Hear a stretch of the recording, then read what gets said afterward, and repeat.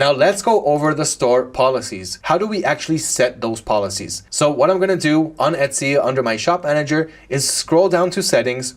And let's start with the delivery settings. So here you're going to have your delivery profiles. I'm going to create a new profile so you'll see how to do it from scratch. So I'm going to click on create profile, country of origin. So where are you shipping these items from? In this case, let's go with United States, and we're going to add a zip code in the US because we may not know exactly which warehouse it's going to come out of. So use a zip code in the US. And processing time, how long will it take you to ship out that order? Or in other words, how long will it take you to provide tracking information? Okay, in this case, let's go with 3 to 5 business days, since I know that Walmart in this example is going to ship out that quickly. And then we've got the standard delivery. So what is a delivery service that you are going to offer? Now, in this case, we can't know for sure that we're going to get a USPS or a FedEx or a UPS tracking number, so we can go with other. Then select a delivery time. The delivery time is how long it will take the item to reach the buyer's address once the item actually ships out. So let's say you gave it 3 days handling time, so that's 3 days. Now, after those 3 days, how many more days for it to deliver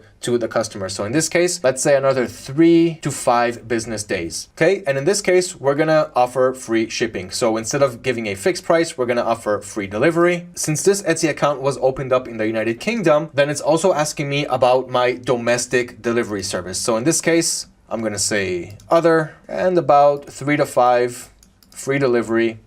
Now everywhere else, so worldwide delivery, can you ship globally? If your supplier can, then again, you're gonna go with other and give it a delivery time. In this case, I would say 10 to 30 days since it's worldwide. You don't know how long it's gonna take, and you're gonna offer free delivery, or maybe you're gonna charge for shipping. In this case, you can say exactly how much you want to charge. Okay, you can add another location if you want. So if you wanna be able to ship to a specific country or location that's not worldwide, you can do so here. And if you wanna give a faster delivery option, you can do so. That's a trick that I like to do also on eBay, where I can say, okay, your item is going to ship out within 10 days, but if you pay another $5, it's going to ship out within 6 days. But either way, it's going to ship out within 6 days.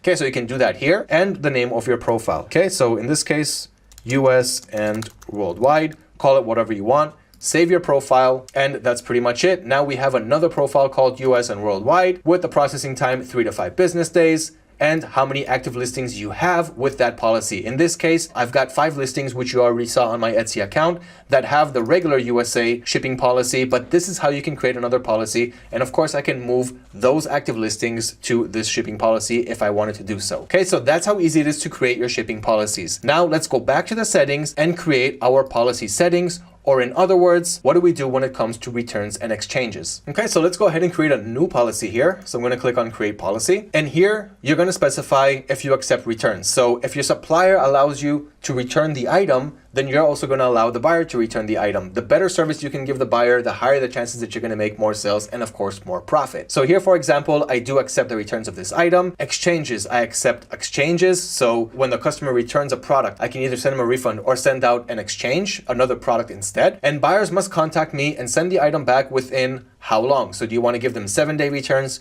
30-day returns, 90-day returns? That is completely up to you. So you can choose it right here in the drop-down menu. In this case, I'm going to keep it on 30 days of delivery. And the conditions of the return, you can't really touch this. The buyer is responsible for return postage costs, even though you can still offer free returns and let the buyer know, hey, you know what? I'm gonna pay for your return label, but only do that if you're gonna get a free return from your supplier too.